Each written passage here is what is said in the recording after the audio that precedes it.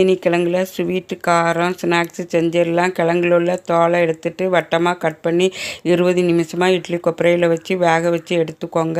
இப்போ கிழங்கு நல்லா வெந்ததை நல்லா மசிச்சுக்கோங்க. கையால் பிசைஞ்ச மரவு உப்பு, அரிசி மாவு, கார்ன்ஃப்ளவர் மாவு, வெள்ளை எள்ளு போட்டு சப்பாத்தி மாவு பிசைகிற மாதிரி பிசைஞ்சிக்கோங்க.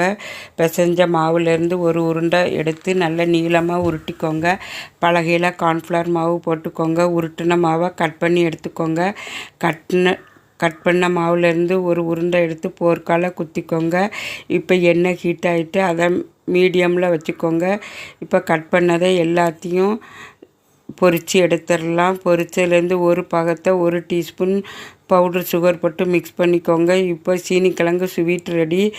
இப்போ கட் பண்ணதில் உள்ளுக்கு சாப்பிட்டாவும் வெளியில் மொறுமொறுன்னு இருக்குது. இப்போ வத்தல் பொடி, காயப்பொடி, கருவேப்பிலை போட்டுக்கோங்க. இப்போ சீனி கிழங்கு ஸ்வீட் காரம் ரெடி.